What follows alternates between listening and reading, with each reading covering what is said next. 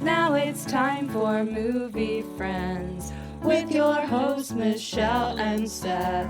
We're talking film without pretension. We're finding cats that are unexpected. We'll watch a movie, film, or schmovie, and we want you to join our journey. So subscribe and share this podcast, or this might just be the last of the Movie Friends. We're movie friends. We want to be your movie friends. Hey, welcome to Movie Friends. I'm here with my friend Michelle Rubenstein, who has a huge talent. And I'm here with my friend Seth Vargas, who is swept up in the Bohemian Revolution. I am. I very much am, yes. Oh, totally. Oh, my God. Please. Yeah, totally. What's going on? Well, I've been deep in cat sicknesses. It's never ending. The Too Long Didn't Read version for our listeners who care. We adopted a kitten in March. Then she had ringworm. She was in quarantine for 6 weeks. She gets out of quarantine. Then her eye, she gets conjunctivitis, which turned into FCV virus, and her whole body went stiff and her limbs, and she could barely walk. So cool. Yeah. And then so she had to go back to the vet. Then because this virus is contagious, we didn't know it was the virus. She's been around my other cats. Niles, my cat who has HCM, a heart disease, which has significantly progressed, which is cool. That happened in the latest month. He's on 3 medications and can't be on the anti-inflammatory that Rhoda is on. And his eyes were so swollen like golf balls, leaking, and he's now sneezing. So he's on an eye ointment. No. Stress city. Wow. Yeah, talk about never ending. You're right. Yeah. So that's what we've been dealing with, I should say, Anthony and I. So does the cat still have to be in quarantine? No, she's not. She hasn't been in quarantine. You know, if I knew she had this virus, I would have quarantined, but I didn't know. Mm-hmm. And then the vet was like, well, they've already hung out, so there's not much you can do about it now. Yeah. She's feeling better. She's moving around a little bit better. Niles' eyes do look better. He's just sneezing now. And the other cat, perfectly fine so far. Hopefully. Good. Okay. Because I think I'll lose it. I truly feel like I will lose my mind. I don't have anything near as bad like that happening. So I feel bad saying that I'm also losing my mind. Yeah. I don't know if you've heard the latest news in the film world about our good friend, Martin Scorsese. I haven't. He has accepted an advisory role on it for an AI company and made a statement that, like, using AI to make his storyboards is so creatively freeing and all this stuff. And so it's like, if you were to, if you were to find an example of the modern patron saint of the sanctity of cinema, probably be Martin Scorsese to most people. And he's like, saying it's cool to use AI for certain things. So it's a bummer. Yeah. Oh, yeah. I mean, is he only using it for storyboarding? Like, it's just productivity helping. It's not like it's writing his movies or, because there's stuff. I mean, that's a whole other discussion of how you feel about AI and how you use it. And yeah. Anyway, but wow, I have not heard any of that. And I have gotten some Hollywood news in my algo, but I have not seen that at all. Yeah, it's fairly new. Like, it's within the last 24 hours that it came out. Okay. So. Got it. Yeah, I mean, I hate it in every instance, at work all day, anything I try to do, it's like all these pop-ups like, hey, do you want me to do that? Hey, and I'm like, no, thank you. Yeah, right. So, so it's a dark day for online movie lovers. My condolences. Yeah. So I guess you could say both of us are having a pretty hard week. Yeah, I'm trying to just... Your thing is way worse. No, not at all. But also, like, there's nothing else I can do. So life still goes on. Right. The show must go on. You took the words right out of my mouth. Hey, it is June, okay? It's a little warmer. There's a little bit more of a pep in our step. And my pick for this month, Moulin Rouge. Wow. Moulin Rouge! Exclamation point. Yeah, the exclamation point means that not only do you have to exclaim it, but you have to say it really fast like that. Right. Moulin Rouge! Moulin Rouge. All right, so this is from 2001, directed by Baz Luhrmann, written by Craig Pierce and Baz Luhrmann, edited by Jill Bilcock, cinematography by Donald McAlpine, composed by Craig Armstrong, costume design by Catherine Martin and Angus Strathy. Starring Ewan McGregor, Nicole Kidman, Richard Roxburgh, Jim Broadbent, and John Leguizamo. So they made this movie for $50 million, which I believe was the domestic box office for Romeo and Juliet. Oh, wow. So this was like a big jump. Wow. This movie went on to make 179 off of 50, and they filmed it from November 9th, 1999 to May 13th, 2000. So this was a long shoot. Wow. For a few delays. Mm. And probably for the fact that every single shot lasts, half a second. There's a lot of them. They're filming for 2 months. They're like, we only have 20 minutes. Baz, what if you make the shots longer? No. Just add more shots. Right. Then we'll put 2 shots over each other. That's good, right? Doubling up on shots. In that's the corner. Yeah, that's right. That's economical. Yeah. Michelle, you want to take a shot of absinthe and read our summary? Can one thing become another? The year is 1899. Christian has left behind his boring but stable life to join the Bohemian Revolution happening in Paris. Shortly after arriving, Christian finds himself swept up in a plot to finance a play that celebrates the Bohemian spirit of truth, beauty, and above all, love. After a series of mistaken identities and lies, Christian falls in love with Satine, a courtesan that dreams of becoming an actress. Satine is promised to the Duke, an evil rich man that is financing their play. Will their secret love be discovered? Will Christian become a true Bohemian? Will Satine ever become the actress she's dreamt of becoming? All of the lies, secrets, and dreams will be uncovered at their nightclub turned theater, the Moulin Rouge. Did I need to write such a long summary for this movie? I'm going to say yes. That was a big read. Thank you, Michelle. Good job. It's a long movie. You're welcome. It's a long movie. So, long summary. There you go. Last week, we talked about Citizen Kane. Okay, folks? Ever hear of it? A movie that we discussed how it starts out telling you everything that they're going to tell you. And then it tells you. And then it tells you the summary of what you just watched. Yeah. Going to Moulin Rouge, that does the same thing. I couldn't believe it. Yeah. Wow. I was like, I never would have thought that Moulin Rouge and Citizen Kane have the same structure, but here we are. So as I mentioned, this is my pick. This is a movie that I've seen so many times. I will say I haven't seen it for a while before picking it. What is your history with this movie, and what was it like to revisit it today?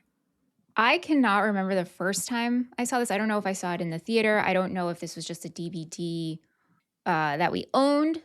I know we did own it, but I don't know the first time I saw it. Anyway, I'm more obsessed with the soundtrack than the movie. And the soundtrack is like Lady Marmalade. I have performed that song more times than any other song ever in existence. Anytime I'm at a Sweet 16, a wedding, in my bedroom with friends, we are lip syncing all of it. And my sister and I, we would perform the Elephant Love medley in our living room, which as I was rewatching this and I'm watching that scene, I'm like, that is so weird that we did that. Because like singing we could be lovers. It was very extravagant. I mean, like we were leaping, like really poured our hearts and souls into it. So rewatching it this time around, what a trip. Like, I don't think I've seen this in like probably since maybe like 2002, 2000. Oh my maybe. God. Yeah. Wow. Seth, it has been a really long time and I completely forgot what happened in the second half. So Satine collapses and you're like, get up, Satine, get up. like legit, like I was like, I know this story, I know the music, but the soundtrack had more of a lasting impression with me than the movie. Got it. What about you? What makes you love this? Well, maybe not answer that, but do you remember the first time you saw this and why is it something you come back to? I don't remember exactly when I saw it, but I can tell you that one of my brothers, when they got married, the Come What May song was their first dance. Nice. And so I knew it from that. And then in high school, my girlfriend throughout all of high school was a musical theater nut. Okay? And I was not at all. I was very anti-musical, even though I grew up really loving Newsies and still do. I just thought that musicals were not for me. And she turned me onto musicals that I liked. And then I was like, oh my gosh, musicals are the greatest form of entertainment ever, I think. I might be biased, but I think that like seeing a Broadway show is maybe the coolest thing that you can see. I've seen some cool circus stuff with people doing like death-defying flips and spins, and you're like, oh my gosh, that's really terrifying. I feel like that's different. It is different. Yeah. I know what you mean. But a Broadway show, usually you're not like scared for someone's life, right? So it's a different type of entertainment. But yeah, when people are singing and dancing in front of you, yeah, it's the best. And so that was in that experience and awakening of myself was Moulin Rouge. And I loved it. I thought it was awesome. I thought it was very funny. And I love almost all of the covers. Well, right. And like me saying, like, I love the soundtrack, like half of it. And then there's some that I skip. But the other ones I'm playing over and over and over and over and over again. Yeah. And so this time around, I went into it thinking, okay, I've seen a few more Baz Luhrmann, which I was very upset to find out it's not Baz Luhrmann, it's Baz. Baz. Yeah. Very Australian dude, you know? Mm-hmm. So I've seen a few more Baz films. I have these good memories of it, but I knew there were a few scenes that I just wasn't looking forward to. And I will say, I actually kind of got over that dislike of them for the most part. They're not like my favorite. Well, okay. Let's just get it right out of the way. Yeah, please. Roxanne. Oh God, hate it. Okay, wait. Because this is like a very okay.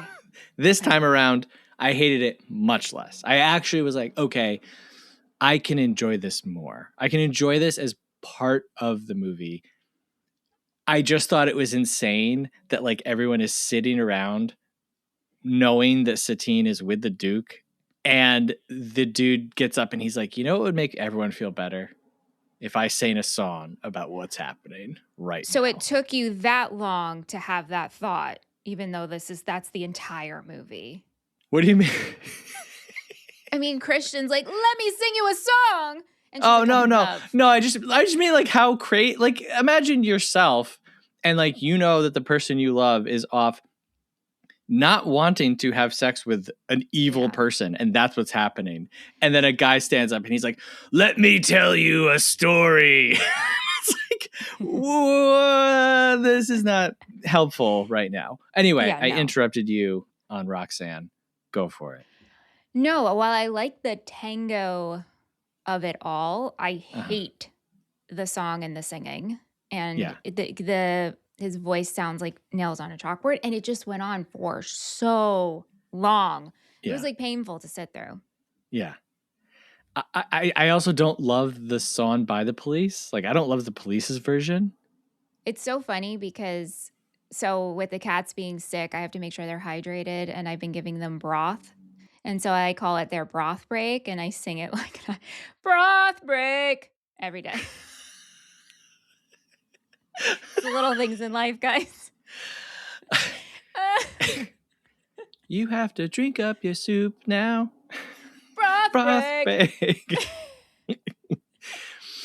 Okay, well, that's good to know. But yeah, so Roxanne always really bothered me in this movie. This time around, I was like, okay, I get it. Yeah. Because I kind of felt like I got the movie a little bit more. It is so insane and it is so stupid. And that is probably my big takeaway from this movie. My 2-word review is it's stupid. But I don't mean that in a bad way. I listened to a few interviews with Baz, and he has such a handle on what he is trying to do. He has a great handle on literature, the themes he's pulling from, movie history, music, fashion. He's not some guy who's like, yeah, I just thought it would be weird or funny. Like, listening to him talk, I sent you one clip, and I was like, I am oscillating between hearing him talk and saying, oh, I know exactly what you're talking about, Baz. I get it. And then he would say something else. I'd be like, I have no idea what you're talking about. And not because what he was saying was crazy. It was just a lot more heady than I was expecting. And I think that I saw the vision more than just saying, wow, what a weird movie. I mean, this movie is all vision. It is so stylistically over the top, and I don't mean that in a bad way, but it is like strap in because it's coming fast. Oh yeah. I mean, you're thrown into it. Yes. Whether absolutely. you like it or not. Yeah. Well, so a quote that I pulled from him, he said, we are asking a very big ask from the audience in the first 20 minutes. You either buy in or you don't. Mm-hmm. And he knows that. He's not like unaware. Like, I don't know why people didn't respond to this. He says after the first 20 minutes, then it starts to slow down. He's like, but the first 20 minutes is all about like, boom, boom, boom, boom, boom, boom, boom, boom, rapid fire. Right. But again, he seems very knowledgeable. He talked about the idea of collage as an art form and taking from a lot of different sources and telling like an ancient story in a modern way, but not in the modern world. Like it's still a time, it's still a period piece. And then using modern songs to communicate to a modern audience what they would have felt in 1899. Right. So he was basically saying like, it's hard for us to grasp what the can melt made people feel like in 1899. Because I hear the can and I'm like, what is this? Turn this off. It makes me want to have a seizure. Yeah. Well, this particular, yeah. Right. It's just, yeah. So if you just filmed people reacting to it, we wouldn't be able to connect with that feeling. So he uses things we can connect to, and then we might be able to go, oh, I understand what this would have maybe been like now. Right. Is he right? I don't know. But like I said, he at least has a vision. He has a plan. Yeah, and he's confident in it. And that's what you need when you have a vision. Be strong in it, and people will follow if they follow, and if they don't, they don't. You're not wishy-washy of like, oh, let me try to make this work for you. Right. That's not what we're doing here. No, he's not. They are not just throwing things against the wall and being like, oh, let's see if this works or not. Yeah, right. And like you said, you're confident and then people get it. And if you look at his first 3 films, going from Strictly Ballroom to Romeo and Juliet to this, his audience did grow. They did grow and come along for the ride. So it worked, you know. Now you have seen Elvis. Yeah. Yes. On a plane, right? On a plane. Yeah. And you loved it. No, I didn't know. No. I was entertained by it, but I was just like, what? Tom Hanks, what are we doing? What are we doing? Have you seen Strictly Ballroom? I haven't seen it, no. I would like to, though. I would like to. Yeah. I had my issues with Elvis. Mainly my problem was that Tom Hanks and Austin Butler seem like they're acting in different movies. Mm-hmm. And I think that Austin Butler is doing like a really good performance and a really good job. And then Tom Hanks will come in the scene and be like, "Hello, little boy. Would you like to sing the music?" And it's like, why do you look like this? Why do you sound like this? What is happening? It's like Tom Hanks begged, like, "Can I please play this role?" And Baz was like, "Well, really, Tom? You think this is a good idea?" He's like, "Yeah, just I could do it. Give me the prostate. I could do it. Right. Listen to this voice I can do." And he's like, "All right, okay, Tom."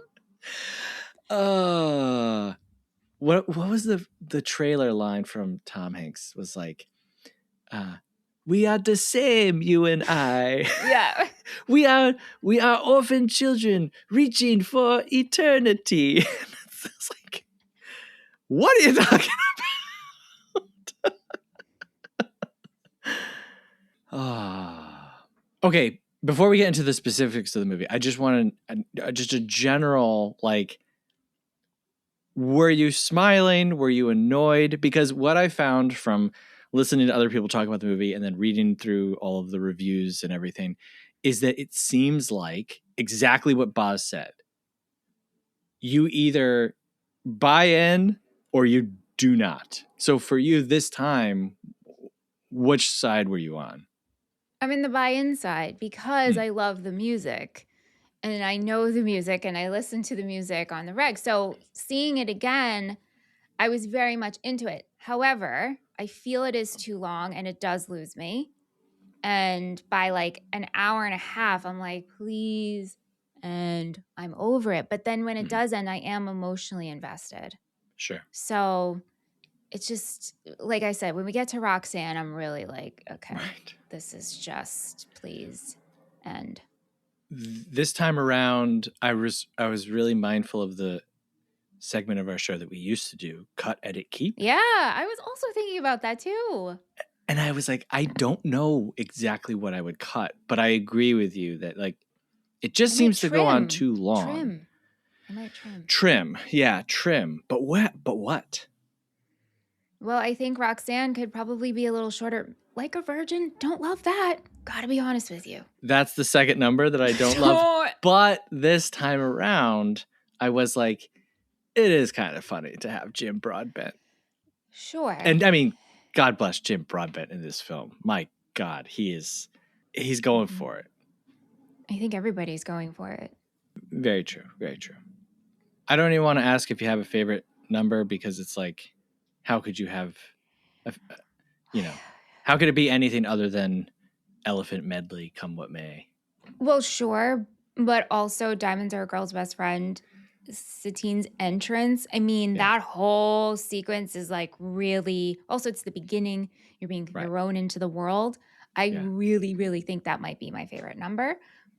And then song-wise, Lady Marmalade on the soundtrack. Although I really, Rhythm of the Night. I really love that song too. Oh, okay. So fun. But yeah. All right. Diamonds Are a Girl's Best Friend. Well, I just like Nicole in that. I think she's great. Okay, before I give my answer, you kind of just said it, but Nicole Kidman's singing in this. How do you feel? I have no problem with it. I have no problem with any of the choices she's making. You sent a picture to Krista and I about her eyebrows. Mm-hmm. No notes. I have no problem with the eyebrows. I'm not saying I've got a problem. No, I know.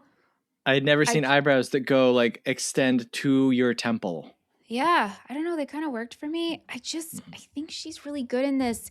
And even like her little like, oh, I love every single one of them. And I have heard other people say like that was so annoying. And I'm curious if this is my version of what is that movie with Laura Dern where she touches her hair all the time and it drove me nuts. Oh yeah, Wild at Heart. Yeah, and I was like, I hate this with a passion. And I was like, maybe this is my version where I actually love this. Like, Right. Yeah.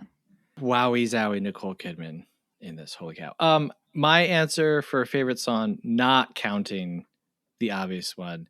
Yeah. Maybe Spectacular, Yeah. aka The Pitch. Yeah. It is so stupid and silly. The amount of sound effects in that whole sequence, once they get to Satine's room, it is Looney Tunes. Yeah, it's yes. You and I were looking up shots per minute, standard shots per minute in a film. I would like to look up standard sound effect in a Looney Tune cartoon and then compare it to this scene in Moulin Rouge, because we're going like it's crazy. Anytime anyone does anything. And I was like, why are they doing this? Like, what are they trying to communicate here? And I just, like I said, I kept throwing my hands up and saying, this is so stupid, but I love it. I love that they took all these actors and what turns out to be a tragic story, like this is a tragedy overall. Yeah, and they just really decided to get real silly with it. Yeah. Yeah. Okay. Ewan McGregor as Christian, the smile with a million dazzles. How'd you feel about him? He's so charming. Cutie patootie. Read me your poetry. And then some. You know what I mean? I'm there. Did you think that Christian was maybe just a little too romantic? No, because that is the tone of the movie. This movie is like over the top campy. It is like everybody. I'm questioning no one because this is the world that I am viewing. Right. It's hard to have like a roadblock in your head about a character because you kind of can't put any real life experience into this. No, like, when he goes and that whole sequence with him and Satine of the mix-up, she thinks he's the Duke, and he's like, I need to read you my poetry and the pitch and blah, blah, blah, blah. And then he starts singing. Like, I was like, really, we're falling in love over one song. And then I was like, no, of course we are. Look where we're at. Yes, we are falling in love after hearing one song. This is it. Right. Yeah. And it's very Romeo and Juliet. I mean, it is. Absolutely. He's kind of doing Romeo and Juliet over again. In fact, I didn't super confirm this, but I saw that Come What May was originally intended and written for Romeo and Juliet. Wow. His previous film. Yeah. I hate Romeo and Juliet. As we know, we discussed it with Cosmo on Super Amazing Film Club on our Patreon show, which I loved talking to Cosmo about it. But come on, Cosmo's the best. But like, I just hate that movie mainly because it hurts my brain. And so like, thank goodness this isn't Shakespeare, because this would be like 2.5 hours of pain, pure pain. And then like singing and visuals. I feel like I'd probably faint. Yeah. Right. Yeah. I've described myself as like, I can be a bit much. And that's exactly how I felt listening to Baz speak. I was like, you know what? This guy, he actually seems pretty cool. But I feel like he's the type of person that after hanging out with him, you'd be like, I need to take a nap. I need to go for a walk. Yeah, I need unplug. That was good, but I think that I'm done now. Yeah. Yeah. But yeah, I mean, it's two people meeting at a costume party where they're pretending to be other people. And then there's betrothed and the young guy, and we end in tragedy. And I was dying laughing. Ewan McGregor, love Ewan McGregor so much. In the opening, when he gets to his new bohemian apartment and he's got the little fedora on, like he's a newspaper man from the 1940s. And he goes and he's talking about love. And then he says, there was only one problem. And then it does like a crash zoom in on his face as it does a simultaneous freeze frame of him looking like, oh, and then he goes, I've never been in love. It's so stupid. It's so dumb, but I love it. Like I'm laughing. I'm not. Yeah. So I feel bad. I do feel bad for people who can't buy in. It's not for them. I don't feel bad. Then they are buying into things that I'm not into. So you have yours, I'll have mine. Do you feel that you would have a pitch or a plea for someone? Like if someone came to you and they're like, I hate Moulin Rouge, or I've never seen it because it looks so dumb. Do you feel like you would even try to bridge that gap for someone? I think what I would do in that, well, there would be a sequence of questions. Okay. One, I would play some songs from this movie. Be like, starting with Like a Virgin. No, starting with Lady Marmalade. Have you danced to this? If you can groove and get down, okay. Now let's move on. And then what I would do is show the Nicole Kidman Diamonds Are a Girl's Best Friend sequence. See how they feel about that whole orchestrated, choreographed scene. And then feel like, okay. And I'd be like, do you want me to keep going? I'll show you the best parts. And if they're like, well, I'll see what the avatar says. It's up to them. Right. Okay. I think like I am not passionate enough about this to like pitch it and make you watch it. So, but if this is debate class, I'll get an A. Wow. Okay.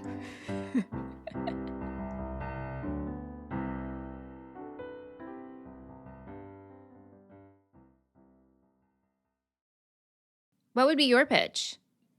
Well, that's kind of why I asked you, because you said just before it's either for you or it's not. And yeah, a little bit of a spoiler alert for my crappy later on is I don't know how to share this movie with people who don't get it. And well, I mean, you asked me 2 questions. You asked me like, how would you pitch this to someone? And then you followed up with, how would you pitch to someone's interested? It's 2 different crowds. Right. Where like right. The interested are like, we're close to the line of coming over. Right. You know? To them, I would just say, oh, just watch it. It's great. But if someone was like, oh, I've never wanted to see that because it looks stupid, I feel like I can't turn to that person and say, it's not. Yeah, it is. Like I would say, stupid. You know what? You're right. All of your instincts about Moulin Rouge have been 100% right. Yeah. It is very stupid. Yeah. It's just if you have time and you want to have fun, then yeah, go for it. Right. How do you feel about Ewan's singing in this? I don't have a problem with it. He's just charming, so maybe that makes up for it. I think they're good. You know, another link between this and last week's episode, Citizen Kane, when we were like, we kind of can't tell if she's a bad opera singer or not. But as I was watching Moulin Rouge, my wife in the other room was like, why does Nicole sing that way? I was like, what are you talking about? And she was explaining how I didn't understand it at all because I'm not a singer and I'm not good at it. So to me, I'm like, yeah, this is great, whatever. Yeah. But she explained it and I was like, oh no. Oh. Maybe I have just, absinthe color glasses on or something. Because I'm like, Nicole, you sound great. I'm glad that you said that. Absinthe. Have you had it? What is it? I don't think I've had it, but I know my friends have had it. I know a group of us bought it. It's just like a very high proof spirit. And the whole myth is that that it's not like a drug? No, it's a alcohol. It's a spirit. Okay. And the myth is if you drink it, you'll hallucinate. But I think that's, But that's like I just a said, it's a myth. myth. It's just a myth. Yeah. I don't know. In this movie, they see Kylie Minogue. Right. The Green Fairy. I mean, that's what the drink is known. The Green Fairy. I'm pretty sure. I wonder if I'll have to ask Aunt tonight. I feel like a bunch of us bought it and we're like, oh man, we're going to take absinthe. And then it was like, is it illegal? I feel like we were able to Right. get it. Right. Is it illegal? And like that's what I'm saying. I don't know. I feel like as a child, absinthe was introduced to me in a TV show or movie, and it was like, this is evil. Yeah, right? And then I just never I never explored it further because I was like, oh, it's bad, right? Right. All right, maybe I'll try maybe we should some try it absinthe? together. Should we try it Okay. together? Yeah. We'll just take like I don't know how, do you take a shot of it? Do you mix it? But then we have Right, to do you just buy, I don't chug really it? want to buy a bottle of it. 'Cause, like, I'm Well, not that's gonna the whole thing, right? Either you go to a bar and pay for one Oh. serving what would cost the entire bottle, or you buy a bottle, you have one serving, and then you're stuck with it. There's no Yeah. good way out with alcohol unless you drink it all the time. In which Yeah. case, And then if you're drinking absinthe all the time, what a choice. I don't know anybody who drinks absinthe or like goes wouldn't that for be really funny? Wouldn't that be really funny though to have a person in your life who's like, oh, could I get you a martini or a Manhattan? Like, yeah, you got any absinthe? Yeah. Yeah. Yeah. I wonder if You know, I said that and said, wouldn't it be funny? But I don't think it would be actually. I don't think I want to meet absinthe guy. I kind of do. I Okay. picture absinthe guy wearing a hat. Me too. Like, yeah. Right? And like a cap, like a Newsies cap, kind of. And reads poetry. Kind of Yeah. serious. Yeah. Oh, we're just describing Ewan McGregor in this movie. But Oh, but I'm picturing someone not charming at all and kind Right. of like pretentious, and yes, I don't really want to be around them. Okay. So maybe I don't want to meet them. Anyway, moving on. I do get frustrated with Christians' extreme devotion and naivety when it comes to love. Yeah. You know, this movie really explores that idea. And I think we talked about this recently, where it's like the worst thing in a movie that can happen is a woman has sex with someone else. Mm-hmm. Now here, it goes from like, oh, I'm kind of, I want private time with your star performer, and then I'll give you money, to a literal assault scene. Yeah. Which I had which I had forgotten about entirely. And then when it happened, I was like, oh my God, like the Duke went from being a total loser to like actually violent and scary and an actual threat to them, just beyond like, I'll steal the theater. Right. But I'm like, Christian, you it's not like you didn't know what she does when you got into this relationship with her. Like, it's not like you were like, wait, I thought you worked at the post office. Yeah. Imagine the post office in this world. Yeah. I mean, you know, that's what love does. Blinds you. You put up your blinders, so to speak. I guess. In this sense, it's like it's a fairy tale. I mean, it's a tragedy, Right. but it's just a fairy tale. Yeah. And I mean, Baz talks about, you know, the ancient myths that this is based on and these themes.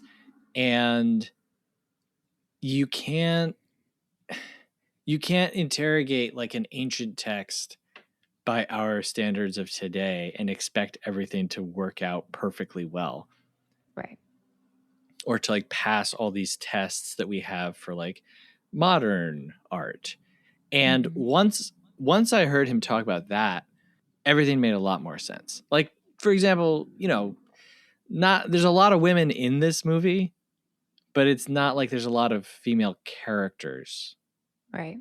You could say that Satine is completely controlled by all of the men and that she doesn't actually have choices. And although I do think that she makes her choices, she knows what she wants. And if this is the way to get it, she's participating with everyone in doing what they have to do in order to make their dream come true. She's just the one who's having to actually do the stuff. Mm-hmm. Mm-hmm. How did you feel about coming off of Diamonds Are a Girl's Best Friend?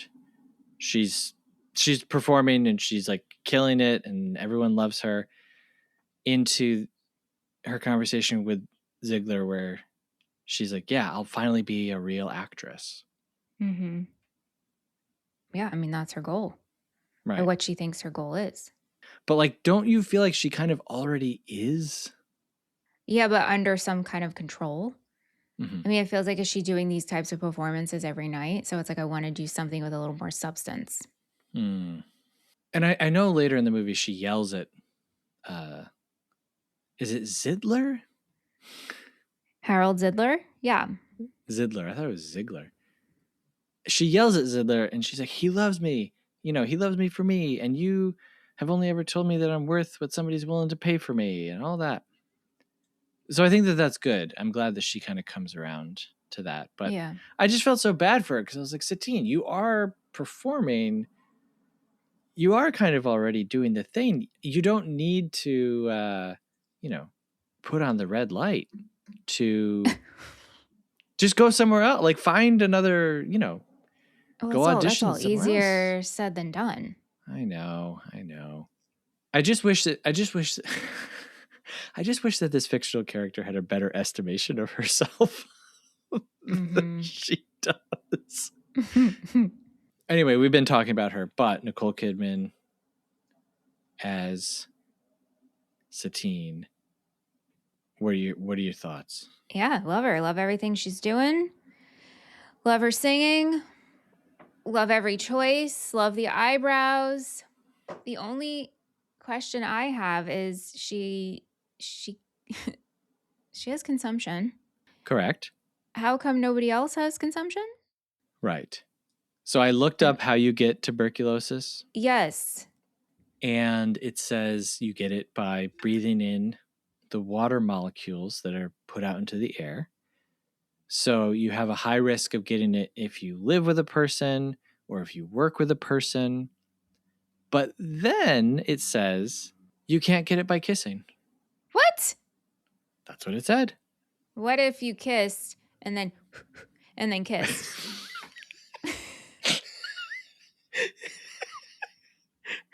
Can you make that noise but just a little louder maybe for the people?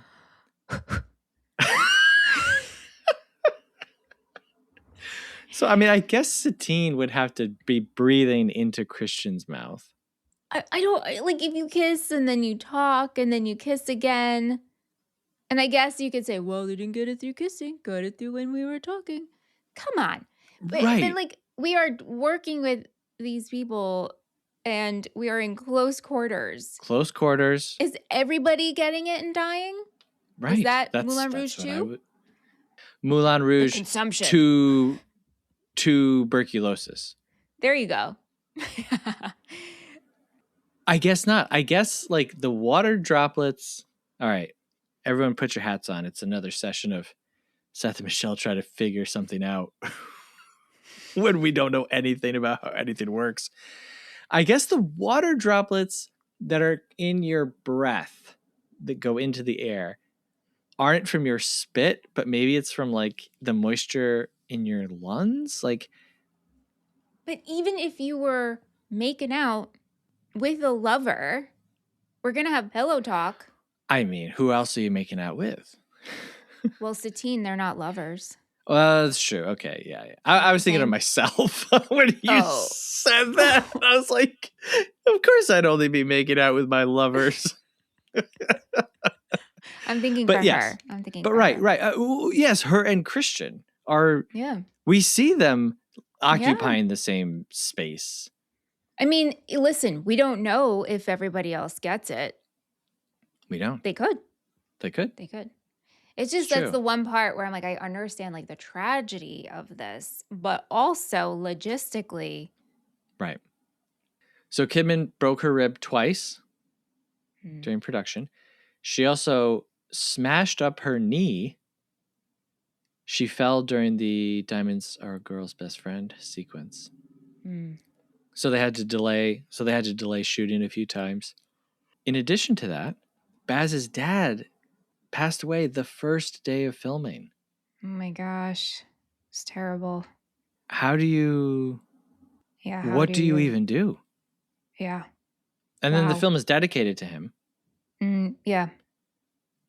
But genuinely, like, what do you say? Okay, I'll be back in 2 days. I'll be back in 3 days. I'll be back in a week. And then you're going to make a movie of this proportion? Yeah. Right. Well, this becomes a distraction, and then your grief gets like put off. I can't imagine. Like, I cannot imagine. And, hey, we're not like misery lovers here at Movie Friends. We think it's okay to have a healthy life, personal life, and, your art doesn't need to come at the expense of, that. But I liked this movie more after hearing that. Because I was like, my God, you pulled this off in that state? Yeah. Yeah. Unreal. Absolutely unreal. Okay, I do have a MVP of this movie. Okay. As much as I love Ewan and Nicole, Richard Roxburgh as the Duke. Wowee. That voice that we're doing. I hope you've been practicing, because that's my... Oh, yeah, okay. what I want for the half-star review. I don't like this ending. It's That's a good. little bit funny. There's feeling inside. Good. Richard Very Roxburgh. Have you seen a photo of this man? I have. In real life? Yep, I have. Mm-hmm. And then you've seen a photo of the Duke. You've seen a moving photo of him. Mm-hmm. Tell me this is the same person. It's great. It's great.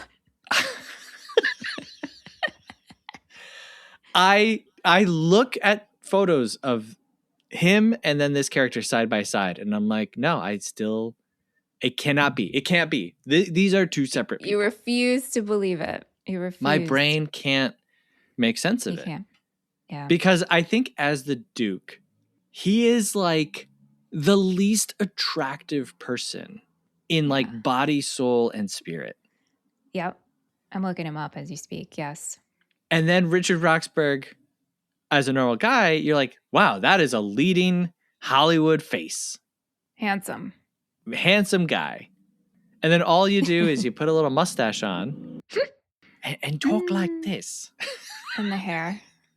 Oh, the hair. Yeah, the hair. Yeah.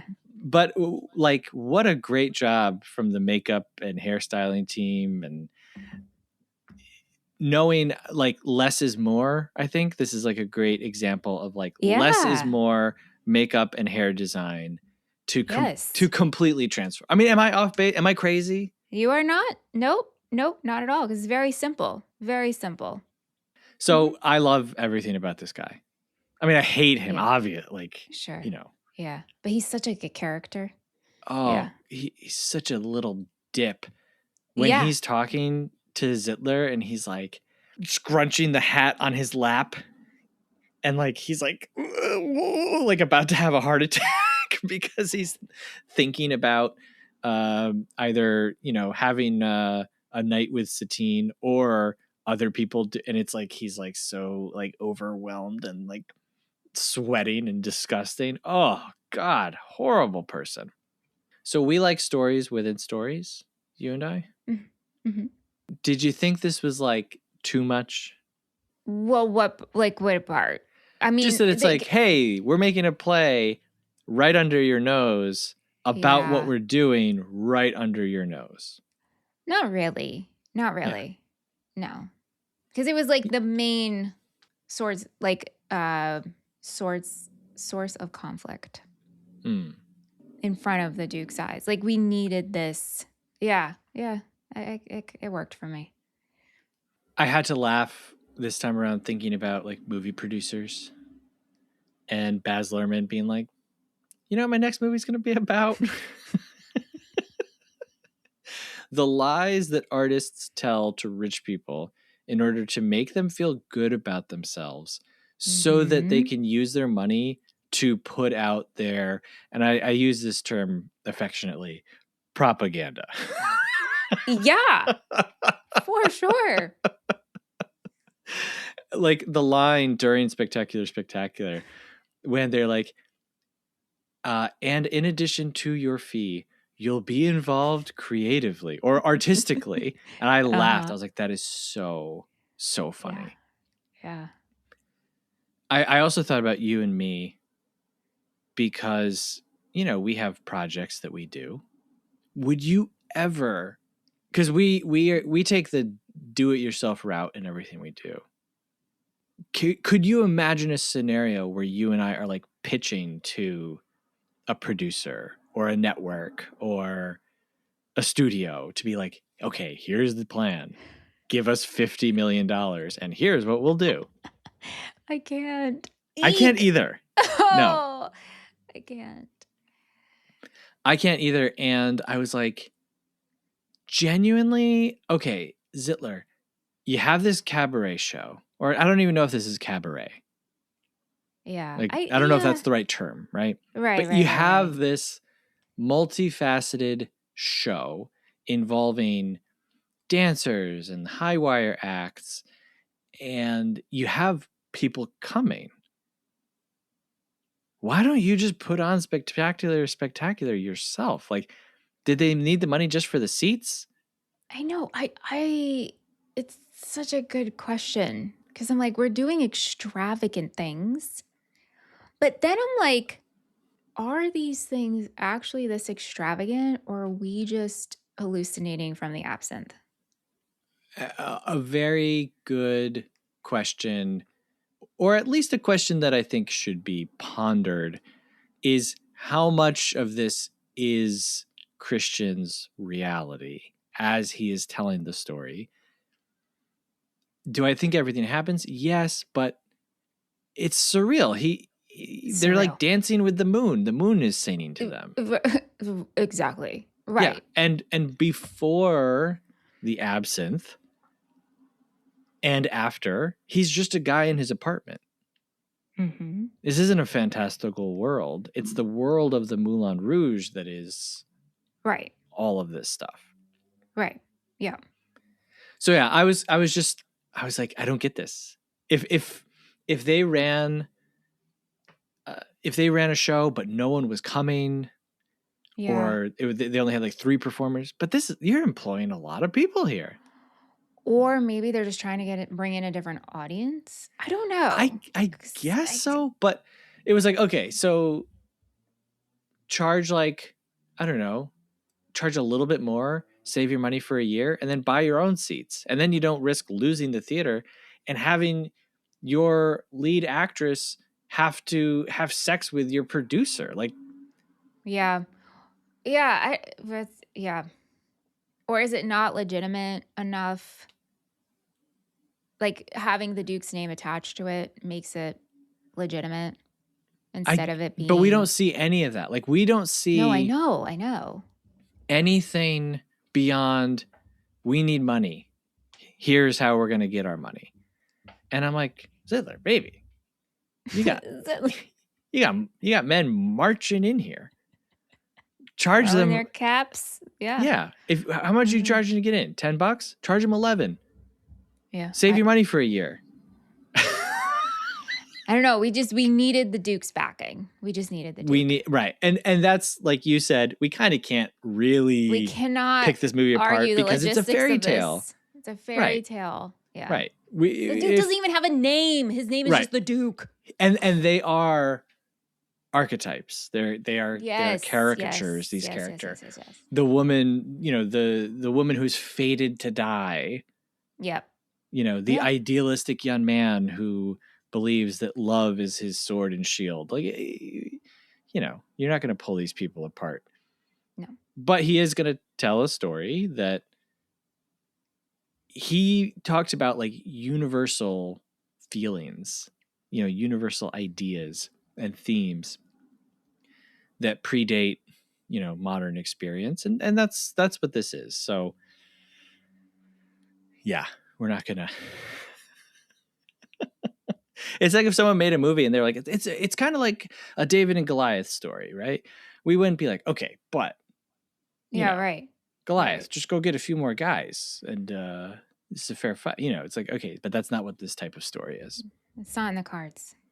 Jim Broadbent as Zidler, I just want to mention him because I do think, while I think that Zidler sucks like completely, I mean, when Satine is like, he loves me, then we're gonna run away, and he's like, you're dying, Satine, dying, and then she stays. It's like, dude, just stop.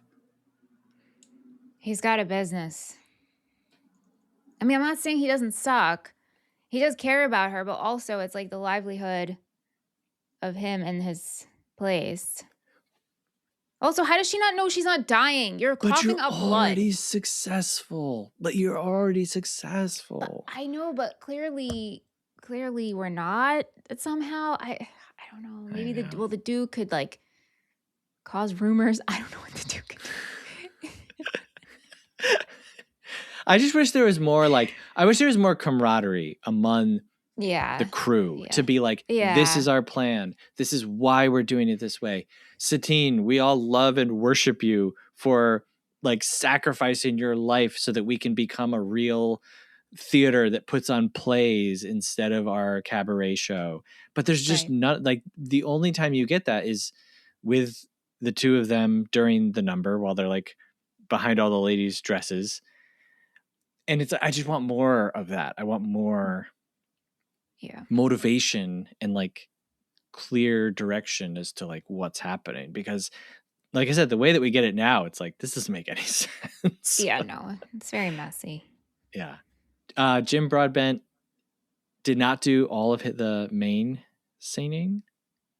They had an opera star do his voice, and I wanted to shout out to that guy because, hey, you sound like Jim Broadbent.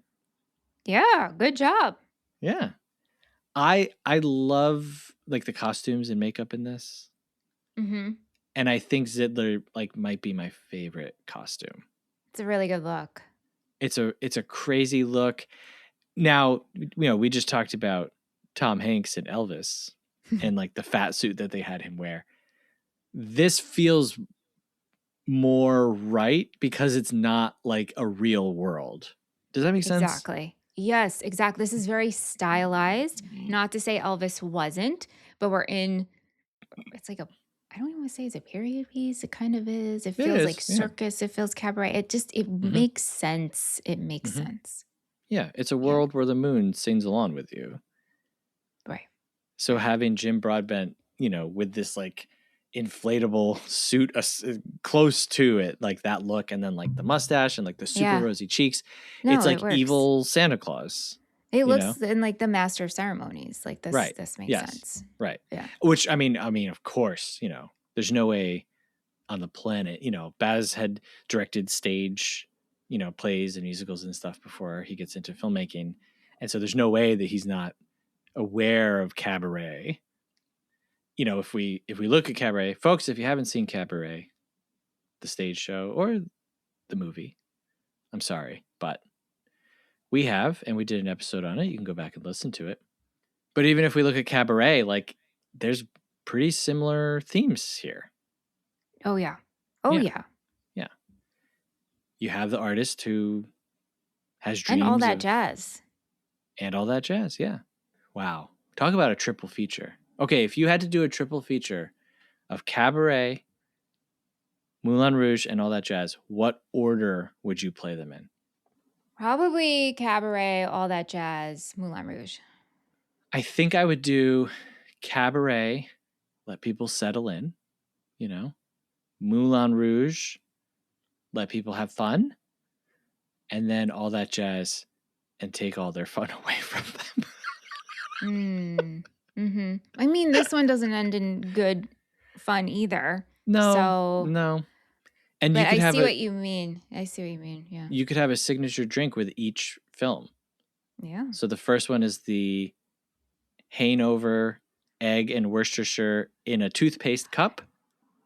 Hand those to everyone as they walk in. Love Then you it. give everyone absinthe for Moulin Rouge. Yep. And then the final movie, you get a cigarette. Right.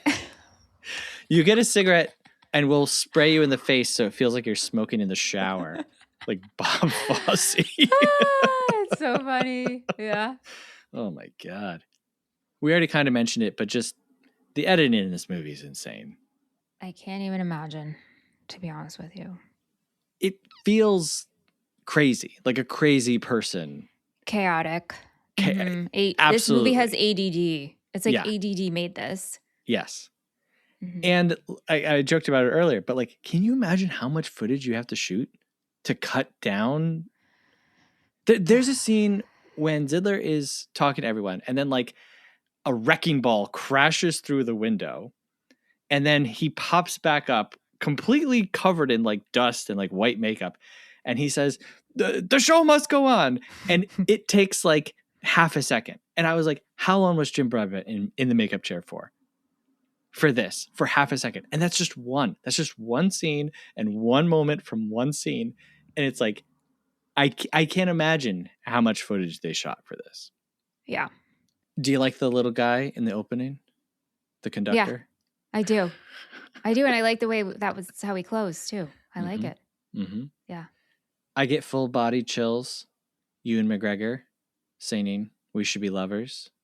We should be lovers. Nicole Kidman. We can't do that. We can't do that. Ewan McGregor comes back with "We Should Be Lovers," and that's a fact. And I'm like, oh my God. Yeah, we should. Because I'm a romantic guy. Okay, Yeah. We've discussed this to a fault. I think actually, I am like a stupid romantic person who's like, yes, love is actually all that you need, and the world, it turns out, is not really like that. And so watching this movie this time around, I was like, oh, I get it. He's the dumb guy. Oh, okay. I watched this movie when I was 16 and thought, yeah, love does lift us up where we belong. And yeah, so his line towards the end of thank you for curing me from my idiotic obsession with love or something like that. I was like, wow. Like this was all very different, I suppose, to me this time around. And then it ended. And you know what I said to myself? What? I don't care. You don't care about what? I don't care that it is the fool's position and that like it's absurd and stupid. I was like, you know what? This movie has such a narrow, naive view of love. I'm just gonna keep it. I don't care. Yeah, because I mean, yeah, I agree with you. I'm here for it. Yeah, I'm gonna continue to be dumb and romantic. I think for the rest of my, I can't change. Look, no, I can't I'm the change. same. I feel you. Yeah. That's why in the summary today, I started out with, can one thing become another? Because that's the story of this movie. Ewan McGregor leaves his boring dad to become a bohemian. Mm-hmm. Moulin Rouge tries to become a totally different type of theater. Satine tries to go from a courtesan to a stage actress, like her hero.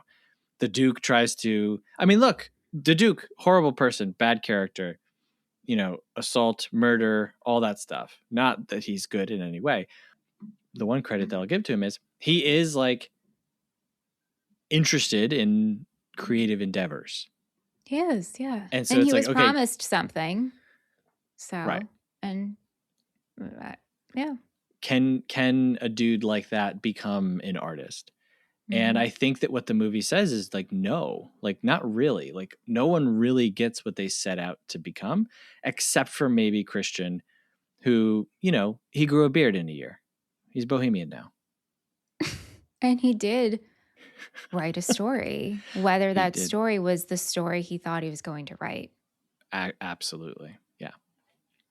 Before we move on, John Leguizamo as Toulouse. How'd you feel about him? The funny little guy. I love the name Toulouse. I wanted to name Moish Toulouse. It got vetoed, obviously, because his name is Moish. Wow. And I always love the name Toulouse from the Aristocats. Anyway, I like him in this. He's championing love, and he's on Christian's side. It's a choice of It's a really big choice. It's a really big choice. And the voice. Yes. I now that is a voice that I can't even do. Like I can't begin to do what Leguizamo is doing in this movie. Yeah. Yeah. How do you feel about him? Did it work for you? Not work for you? I mean, he's a main player. I think that this movie is so stupid and silly that, like you said, I have no like walls up. Yeah. I'm like, yeah, okay. sure. Yeah, of course. Yeah. We have a guy who he's got like narcolepsy.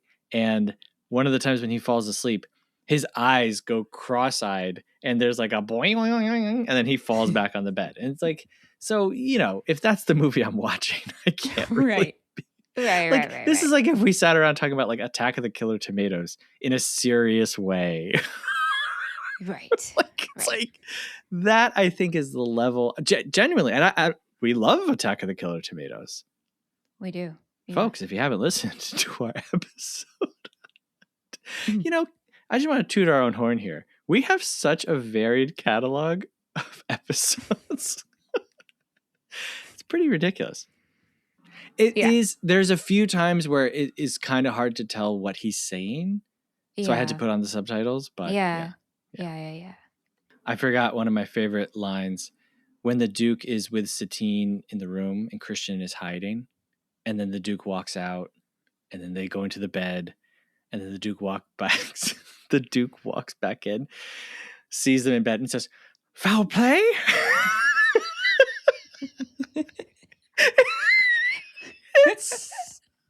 Oh my God.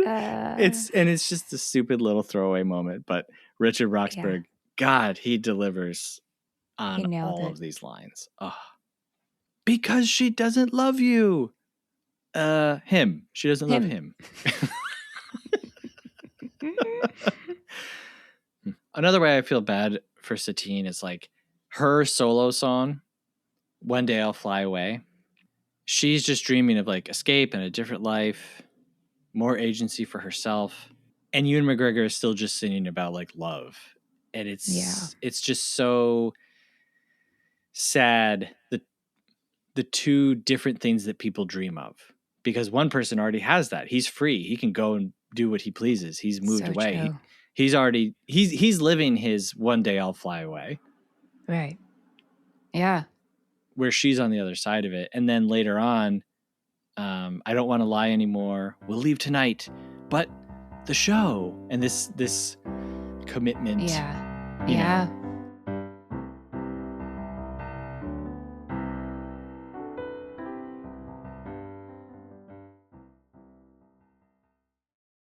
Okay, let's get into our happies and crappies. It's time for happies and crappies.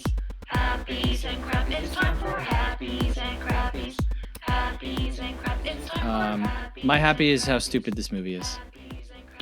I think it's incredible. I love absurd, stupid things, and this is just so stupid. My crappy is kind of what I mentioned earlier. I don't know how to talk about this movie with someone who doesn't like it. I don't know how, I'm not marketing for 20th Century Fox, but if I was, I'd be in a real pickle. Yep. How about you? My happy is the soundtrack. Thank you for providing me with such joy all these years. My crappy is the Roxanne scene.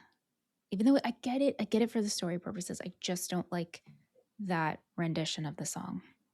Yeah. And I would say, like, for years, that's been mine. Number one sore spot of this movie. But this time around? Yeah. Roxanne. Okay, so we've talked about how we feel about the movie. So now let's hear from some strangers on the internet in a segment we call Half Star, 3-Star, 5-Star. Half Star, 3-Star, 5-Star. These are reviews from letterboxd.com, which is a website and an app where you can log, rate, and review movies. We start with a half-star review, which is the lowest rating that you can give a film. And we go all the way up to a 5-star review, which is the highest rating that you can give a film. Now, here on Movie Friends, I read the half-star review in an accent or an impersonation. Michelle, am I right in assuming you want me to do it as the Duke? Yes, please. Okay, I do not know how this will go. Okay, all right. Here's a half-star review for Moulin Rouge, read by the Duke. Wasn't even 20 minutes in when I started dreading sitting through it for 2 whole hours.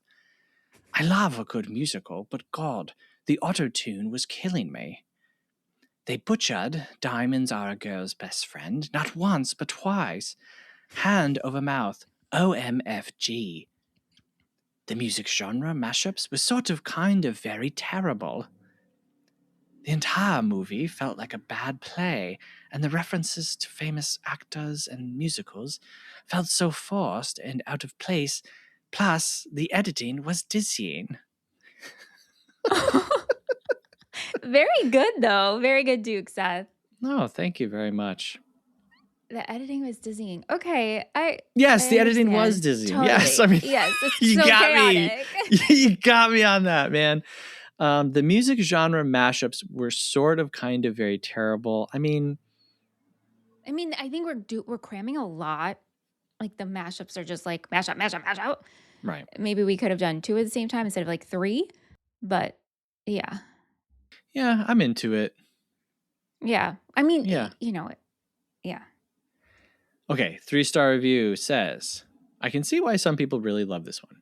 Big color and energy and fun music, but characters were two-dimensional and I felt trapped in a music video where the director had only previously done Mountain Dew commercials. Prime, Ewan, and Nicole are great, though. Okay. I don't get the Mountain Dew commercial part, but... Wow. Yeah.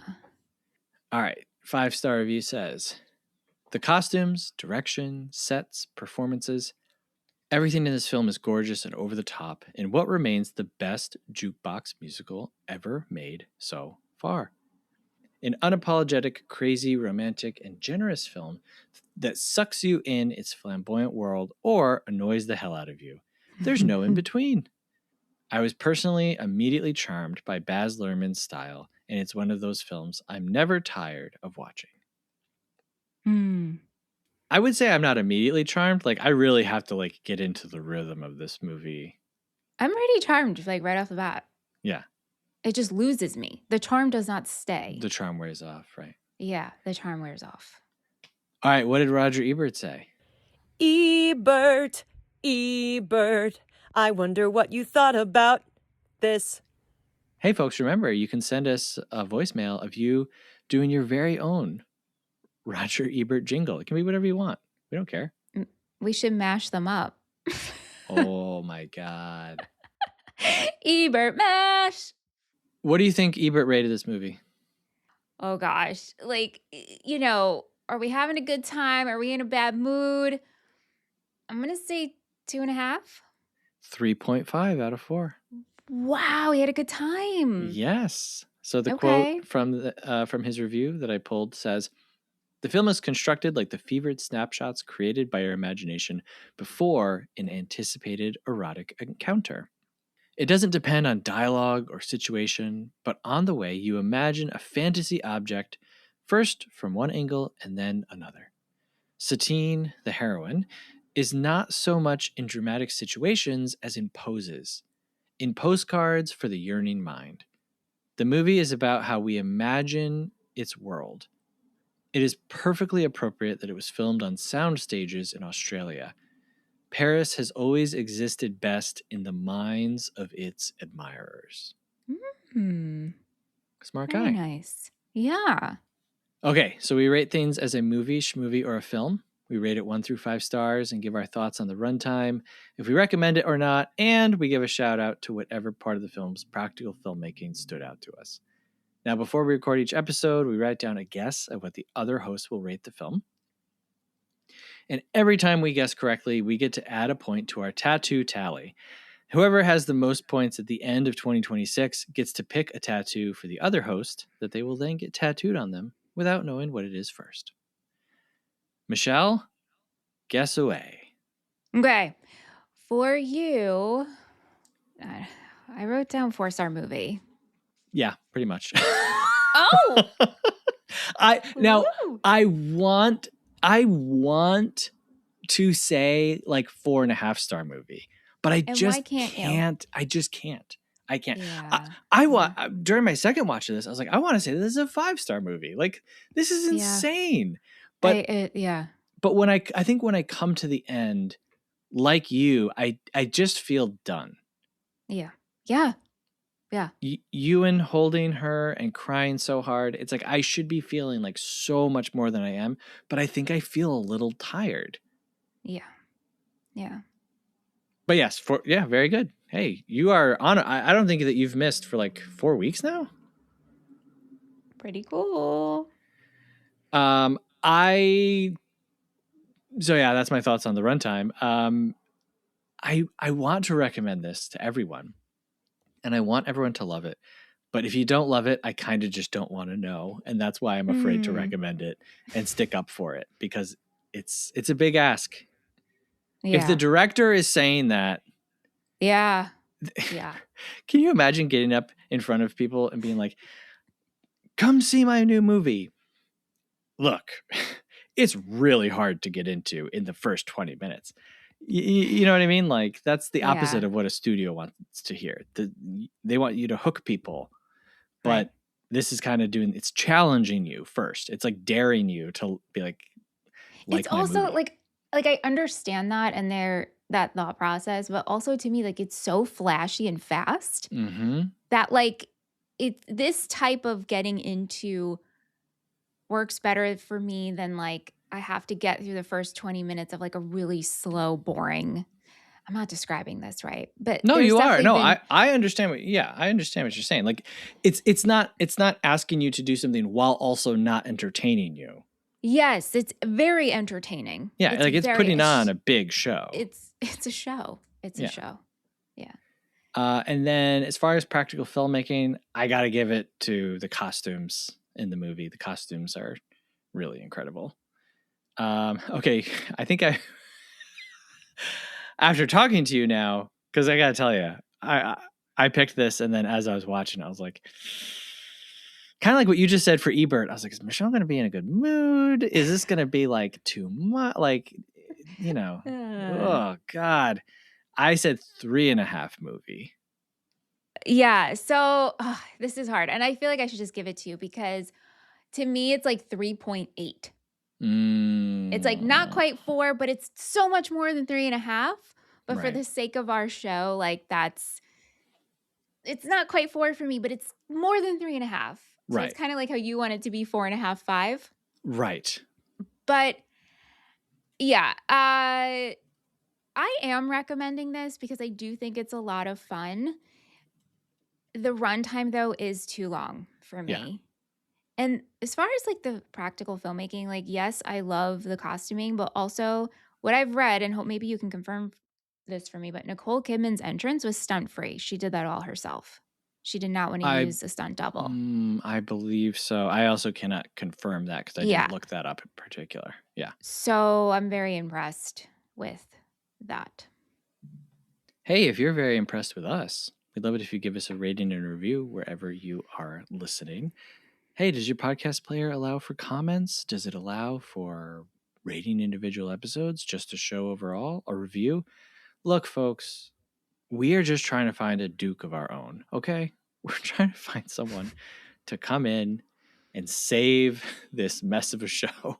And that's you. You are the Duke to us.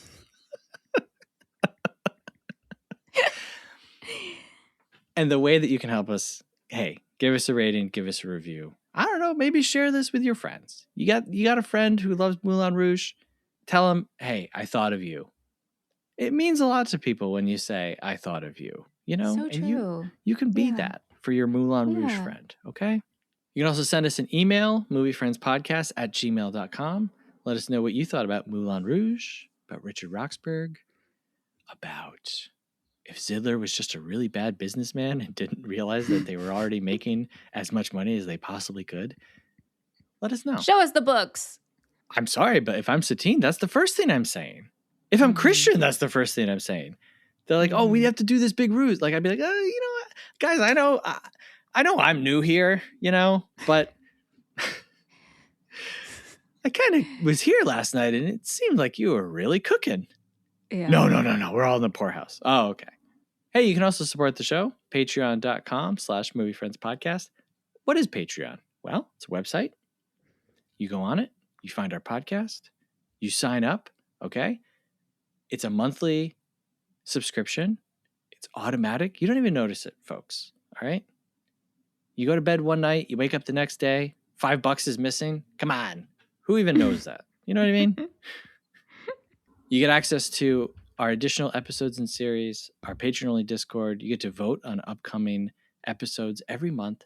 And once a quarter, we do a whole monthly theme based off of Patreon votes. You also get ad-free episodes, folks, and you get to support the movie that we're making. That's right, folks. We are in active development of a film. I'm just going to say it. Another title for it could be Spectacular. Okay? It's true. I'll sign off on that. Yep. So when you sign up, we take that money and we make a movie with it. Look at you. You claim that you are a movie lover, okay? You're here listening to a movie podcast, okay?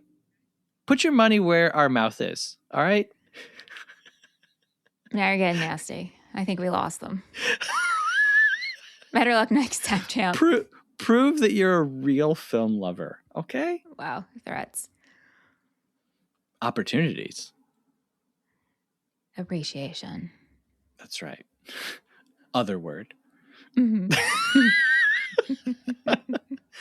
All right. Well, normally this is where I would ask you what movie we're doing next week. But next week, we're taking a little break. Yeah. So we will be back, folks. Don't worry. Okay. We'll be back the next week. But no main show Movie Friends episode next week. But we have a few movies that we're going to be covering that are new in theaters. And so, calm down. There will still be something to listen to. And hey, are you a new listener? Go back and check out our old catalog, you freak. Yes, please, you freak. Wow. Should I take over the end preamble? If you want. I'm tired. It's been a long. No, I don't. You know. I hear you, dude. I don't want to do it either. So I'm like a balloon that you let go that's full of helium. Totally. And like the rest has to come out. Right. You know? The balloon doesn't stop halfway through and be like, that's fine, I'm good. It's got to exhaust itself. So listeners, that's what you're hearing now. You are literally the death rattle of my energy. Yes. I know. I hear you. But seriously, go back and listen. I mean, my God. Yeah. Mad Max 2? Remember when we did Mad Max 2? Only when you bring it up. Miami Connection? Oh, I do. Wild at Heart? Yeah. Existence? A recent one. Yeah. That one's more recent, but we've got it all, folks. Brief Encounter, all that jazz. The Godfather Part 2, The Godfather Part 3. The Godfather Part 3. My God. All three Back to the Futures. Anyway, my point is this. You still have to listen to Movie Friends on Monday, okay? All right. Well, thanks, Michelle. Thank you, Seth. I'm glad you finally got to do this movie. I know it's been on the list for a very long time. It's been on since the beginning, I think. It has been, yeah. And hey, thank you very much for listening. And remember, folks, we are creatures of the underworld. We cannot afford to love. Until 2 weeks from now, when we're talking about undetermined movie as of yet. Thank you for listening. Have a good one.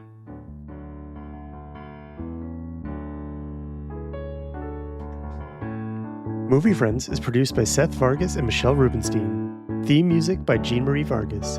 Visit us at our website, moviefriendspodcast.com, and please subscribe and rate our show wherever you are listening. You can support Movie Friends at patreon.com/moviefriendspodcast. Thanks for listening.